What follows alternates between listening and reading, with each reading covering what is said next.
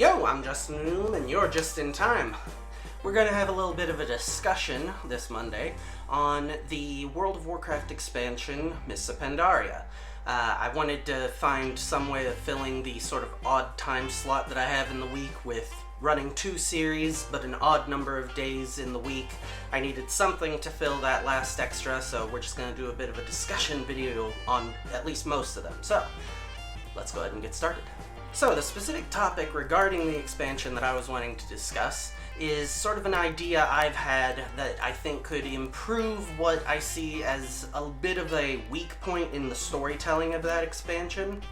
Out of the patches, there's really 2 stories being told. One of them is clearly the one that they're focusing on, and the other sort of pops up and could definitely use a lot more tying in material so that the 2 stories sort of just become 2 parts of one.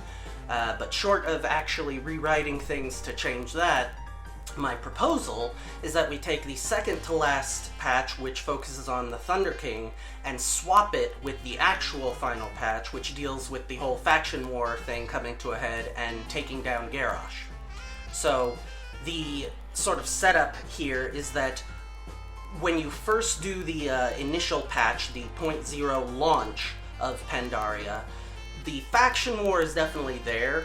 The whole reason either side is there in Pandaria is kind of the faction war. Technically, the Alliance say that it's for Anduin, but then there's a lot of other Alliance forces already there that kind of indicate, yeah, you're here for Anduin, but the Alliance is clearly still here for the faction war. And on the Horde side, there's no ifs, ands, or buts about it. You're here as part of that Horde vanguard arriving to bring the faction war to this new area. And so, like I said, that is there throughout the whole period, but as you're there and, learning about this new continent, again, for your Horde or Alliance superiors, you're also finding out that Pandaria has plenty of its own share of problems, most of which are coming about by the same token that allowed any of your forces to arrive in Pandaria, the protective spell that Xiao Hao put on Pandaria that kept up that protective mist when it came down. A lot of other things happened right at the same time. The Shah started reawakening, the Thunder King was revived, lots of bad things are happening there. So, in that initial patch, you're sort of going around playing both sides of it. You're helping your faction, but you're also trying to help the natives. But, as of the very first patch, which is called Landfall, despite the fact that you've already made Landfall, it's called that because now the rest of your faction's forces start to arrive, and from that point forward, until the Thunder King patch, most of the story in each of the patches of Mists of Pandaria is not focused not on Pandaria, except for Battlefield Barons, which does take the fight back to Kalimdor, but it is all very focused on the faction war, even if it is happening in Pandaria. And a lot of that does include this big storyline where Garrosh is trying to get this Mogu artifact, which, in my opinion, could have been the main thing they used to tie into the Thunder King's plotline. They didn't, but... And, again, not really here to talk about trying to rewrite things in that sense. But, as the storyline is going along, you're seeing all these different factions that Garrosh has ticked off within the Horde. You're starting, like I said, with the Battlefield Barons. You leave Pandaria primarily and go back to the Barons, and you start helping Vol'jin mount this insurrection and revolution. And right as all of that tension is building to a head, you go back to the Thunder King and deal with him for a patch. And sure, at the very beginning of that, Lorthamar does say something about, technically we're here to help the Pandaren, but also be on the lookout for any Mogu artifacts we can use to help the war effort against Garrosh.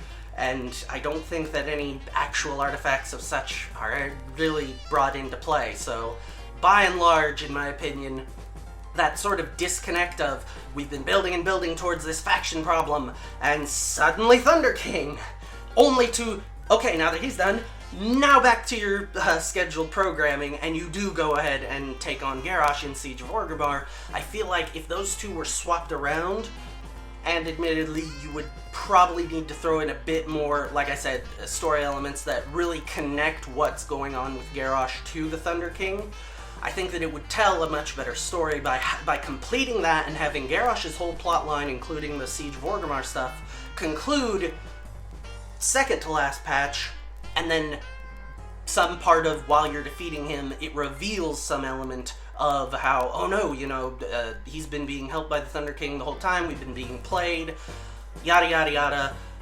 New story stuff that, like I said, is not really what I'm looking to get into here, but you would then take that realization and turn your attention back to what, in my opinion, should have been the primary antagonist of that expansion, and someone who's actually from the expansion, the Thunder King.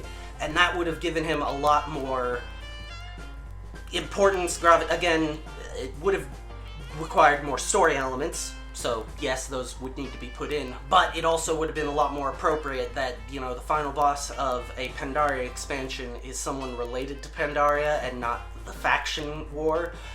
Though, I still think that having perhaps the Siege of Orgrimmar being the bigger raid, as far as that's concerned, that may still be appropriate, but lore-wise, I feel like there should have been a lot more emphasis put on the Thunder King, and I think the only way to really make that make any sense is to not have the Thunder King's patch breaking up the faction war plotline. So, anyhow, those are my thoughts on it. Again, as you can see, they're a little bit hazy. I'm not totally sure what story elements you would need to really make that work. So if you have any ideas about story elements that would be able to make that mesh a little better for collaboration between Garrosh and the Thunder King, or if you have different opinions entirely, you think the plotline was fine, or you think the whole thing was just trash, be sure to let me know in the comments below. I'd love to hear some of your thoughts. So, once again, thanks for watching, and we will catch you next time. Yo, thanks for watching. If you enjoyed the video, like and leave a comment. Subscribe and hit the bell icon if you want YouTube to let you know when more uploads arrive. I've put links in the description for if you want to follow the channel's Twitter or Facebook, as well as a link to the channel's Patreon if you'd like to support the channel. Once again, thanks for watching, and I'll catch you next time.